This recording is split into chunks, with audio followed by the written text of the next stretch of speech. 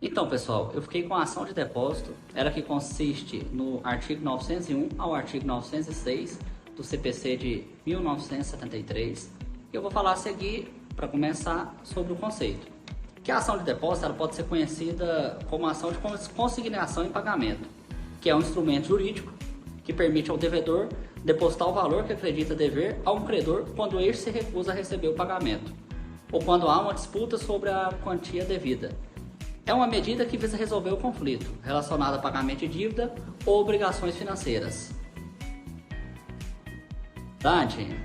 No polo ativo, na ação de depósito, a legitimidade ativa é conferida ao depositante, ou seja, a pessoa que entregou o bem à custódia ao depositário.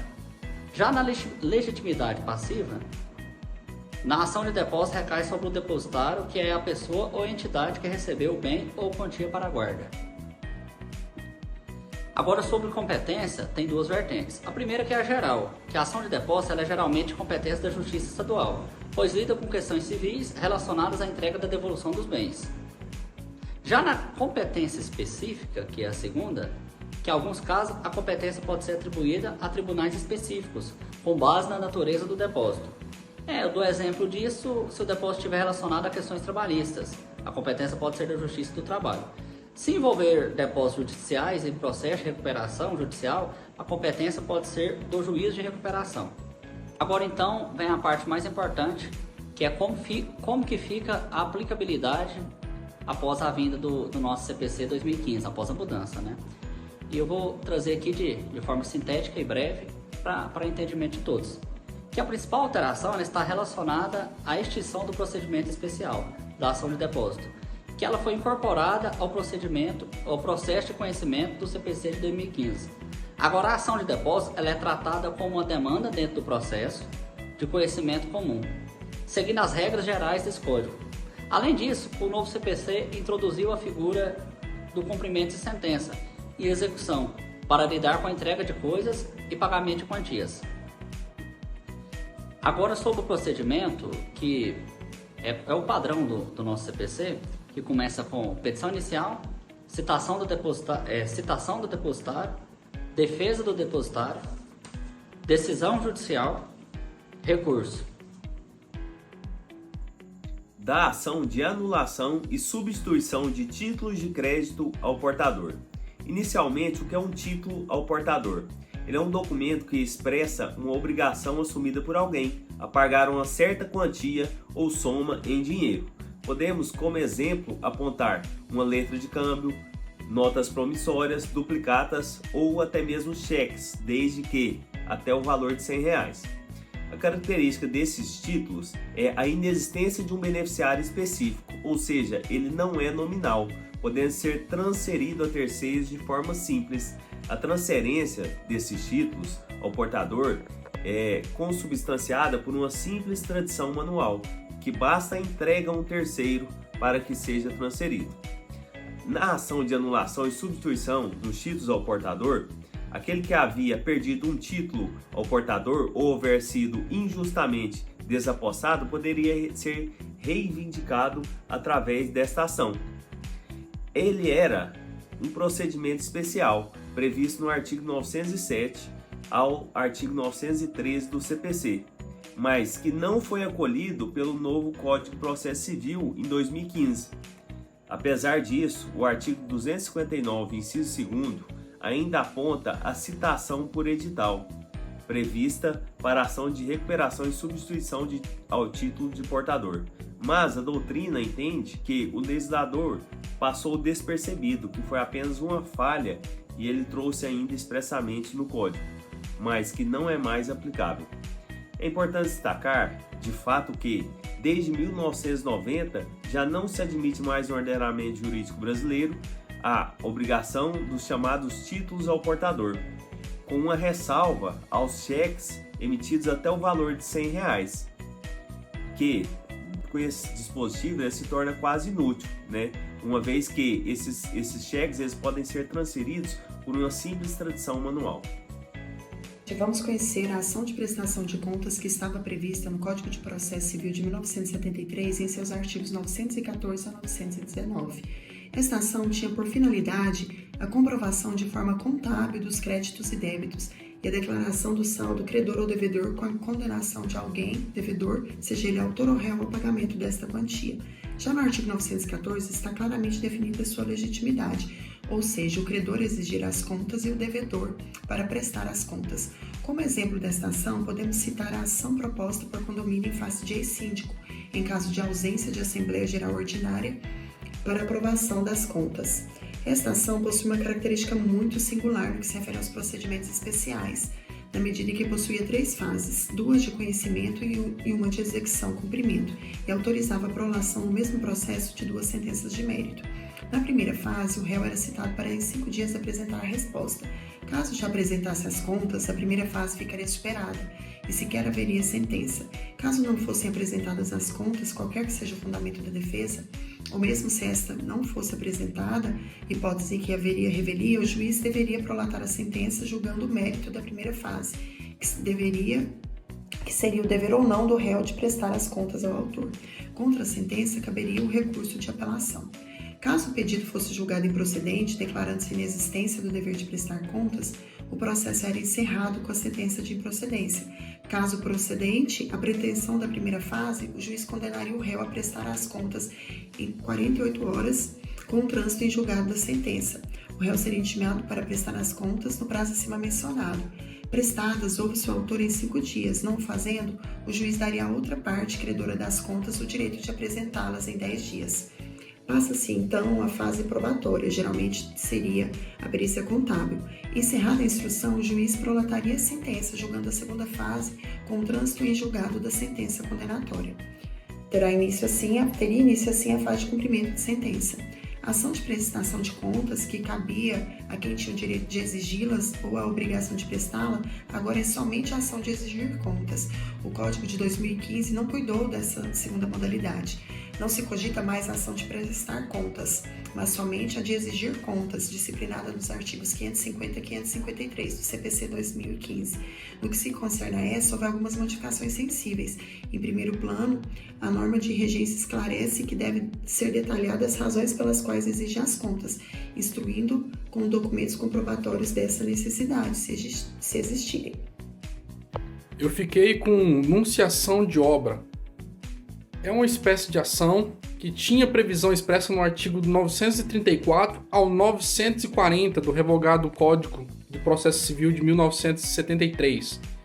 No entanto, a previsão legal tratava-se de procedimento especial e de jurisdição contenciosa.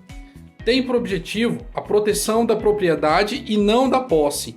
Visa embargar a construção de obra nova que afeta o proprietário ou o condomínio. Assim, os fundamentos desta ação estão previstos no capítulo de que trata dos direitos da vizinhança e construção.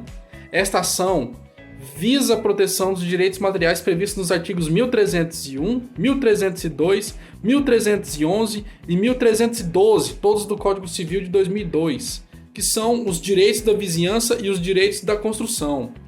Sobre o cabimento, é necessário que a obra cause alteração ou modificação no imóvel, que a obra não esteja concluída, que não há possibilidade de embargo de obra futura, ou seja, que esteja tão somente no projeto. Observação aqui: caso a obra já esteja concluída, o prejudicado poderá propor ação autônoma de indenização ou demolição. Em vista, a legitimidade poderá ser proposta por o proprietário, o possuidor, condomínio e até mesmo o município. Esse último, quando a construção violar lei, norma ou regulamento municipal. A competência. De acordo com o artigo 47 do CPC 15, o juízo competente para as ações fundadas em direitos reais sobre os imóveis é do local de situação da coisa. As sanções podem ser demolição ou reparação dos danos causados. Caso o embargado não cumpra a decisão, há entendimento pacífico do STJ que este não comete crime de desobediência previsto no Código Penal, podendo a questão ser resolvida na fase de execução com imposição de multa. Do motivo da extinção. O Código de 2015 extinguia a parte que se tratava de procedimento especial da ação da anunciação de obra nova, passando então a se submeter ao procedimento comum. O Código de Processo de 2015 não revogou a ação, mas tão somente o procedimento especial que ela se submetia. Ou seja, se é passível de aplicação no atual Código, o Código Processual Civil de 2015 não revogou a ação, mas tão somente o procedimento especial ao qual ela se submetia, então é aplicável. Olá, vou falar sobre a ação de uso campeão de terras particulares, que está prevista no artigo 941 a 945 do CPC.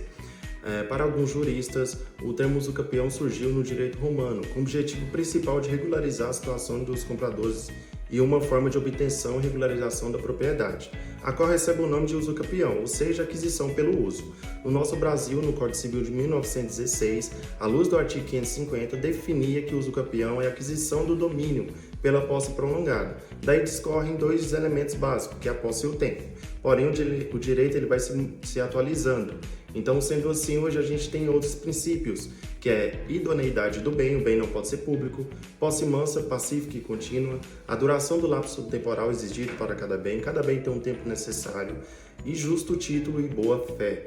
O cumprimento da uso campeão também entra na função social da propriedade, que está previsto no artigo 5º da Constituição Federal, no 23º parágrafo.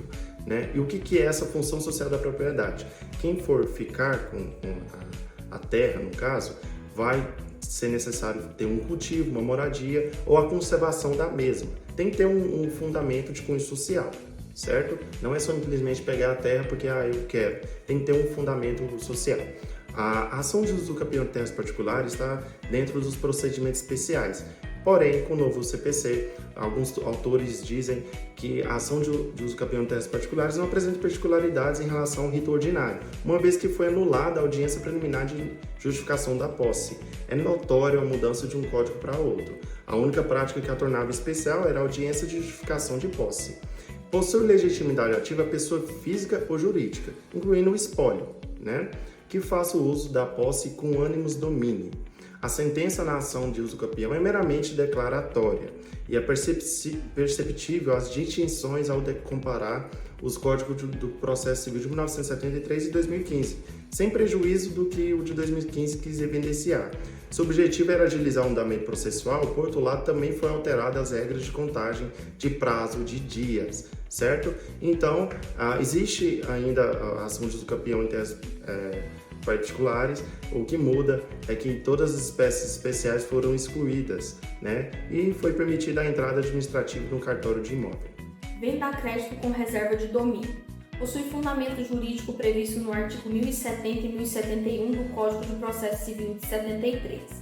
O artigo 521 do Código Civil de 2022 preleciona que na venda de coisa móvel pode o vendedor reservar para si a propriedade até que o preço esteja integralmente pago. Sua regulação se deu por via de decreto número 1027/39, sendo tratada ainda pela Lei 6015/73, Lei de Registros Públicos. Competência das Câmaras de Direito Civil. A legitimidade, conforme artigo 521 do Código Civil, continua sendo do vendedor até que o comprador cumpra com toda a obrigação de pagar. O cabimento. Existem dois meios judiciais cabíveis para o vendedor reaver o seu direito, podendo ser feita a cobrança dos valores devidos judicialmente por meio da ação de cobrança ou execução. Os procedimentos devem estar sujeitos à forma escrita e terá de ser feita a sua inscrição no registro de títulos e documentos do domicílio do comprador. A cláusula de reserva de domínio configura-se como uma opção interessante a favor do credor, com o fim de expor-se a menos risco na operação de venda de bem imóvel. A exemplo, podemos citar as relações comerciais a fim de viabilizar a negociação, bem como as vendas de eletrodomésticos e veículos.